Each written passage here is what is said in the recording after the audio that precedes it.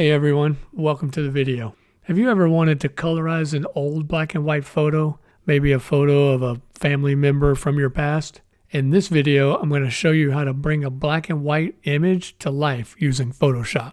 Unlike a lot of methods, this one will use AI, but in a subtle way so that the original image stays completely intact. No AI modifications, which can occur sometimes in most generations, no matter how careful you are. It's surprisingly easy, and you can get some really impressive results in just a few clicks. So let's get started. Here's the black and white image we'll be working with today. Since we will be using the generate feature, we need to keep the image at a standard size in order to keep AI from making things move as much as we can. AI tends to keep things in place better if you stick to certain sizes, like 1:1, 3:4, 4:5, and 9:16, that kind of thing.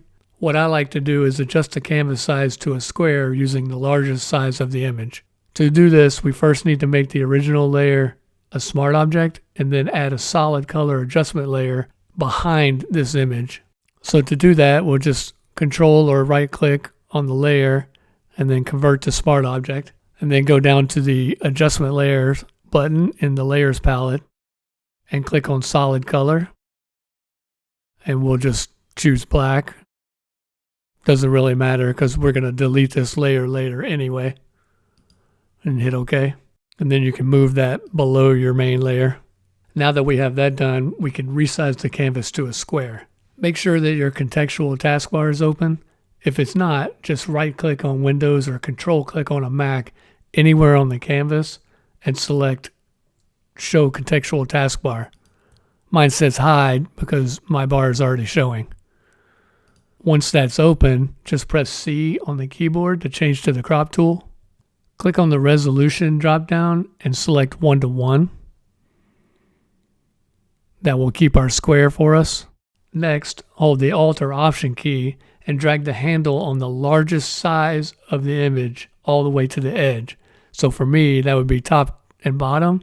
So if you just grab the handle, hold the Alt or Option key, and drag it to the tallest or widest section, it will snap to it and it will create the square for you. Then you can click return on your keyboard or the check mark in the top of the menu bar. And now you can see our solid color adjustment layer has extended to the size of the square. And then you can press V on your keyboard to get back to the move tool. Now we want to select the entire image by clicking Control or Command A on the keyboard, which will select all, and then select Generative Fill in the contextual taskbar. When you do that, the text box will open. This is where you will type your prompt. Next to this is the model button. This is where you click and you select the model that you're going to use. For us, we're going to use Gemini 3, so just select that. If you don't have this available, you can always export a copy of this image like it is now, and then use the Gemini website or another free AI platform to do this conversion for you. Then you can bring it back into this file and continue along. So once you've made your partner model selection, we need to type a prompt. Everyone's prompt will vary based on the image you're working on. There are some tricks you can try to keep things from changing too much as well. First thing we want to do is just tell it basically what we're doing. We're going to colorize this photo. I like to add periods between each thought. You can add commas. It's really up to you. After that, you want to add details about the things you want to see that might not be obvious in a black and white photo, like hair color, nails, eyes, suit, tie, anything that's in your image. If there's background that you know something is a certain color, maybe mention that. For my photo, it's her hair is orange. I know her eyes are blue and her skin is pale. So I type it out just like that. So this describes her, and now you want to describe him. I know for him, his tie is blue, his suit is black, and his skin is tan. So I'll just type that same thing in there for him. And then at the end of my prompt, I like to add, do not change their positions. I don't know if this works all the time, but it can't hurt. Once you're happy with your prompt, just click generate. And bam, just like that. It looks amazing. It did exactly what I asked. It didn't change their positions. It took all the descriptions that I gave it and applied them. This really is good. But the whole point was to colorize without AI interfering with our image at all. So if we zoom in, we might be able to see some variations. Yeah, so if you look at his eye, you can see both of his eyes, they changed a little bit. No one else may know, but we know. And that is not the goal. We want to colorize the original. We don't want to create a different photo. So we'll zoom back out. So to do that, all we have to do is change the blending mode of this layer. So be sure you're on your generated layer and then click on the blending mode drop-down box and go down to color. That's the great part about this method. AI did all the hard work of coloring the image for us without changing the actual photo because of how we applied it.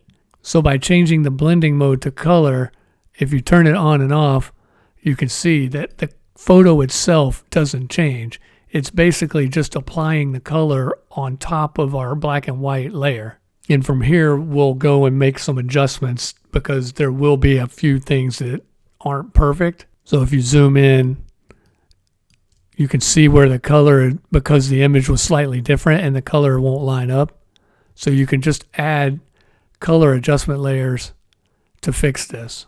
So to do this, just go back to the adjustment layer button, click on solid color, just hit OK, and we'll invert the mask, and then find the area where you need to fix. If you double click on the color box, it'll open up the color picker for you, and then you can just pick the color of what you want to add. So if we just click here and hit OK, click on your mask, then click B on the keyboard to get to your brush, and use the left and right bracket keys to change the size of that brush. We need to change the blending mode of this also to color. So now when we paint, it will paint the color that we need. And then if the color isn't quite matching how you want, you can turn it on and off and see. You can double click on the box again and pick a different color, and it'll automatically apply it for you. That's a good one there. So after you fix that part, you could roll around and you could inspect the rest of the image and fix any other sections just like that.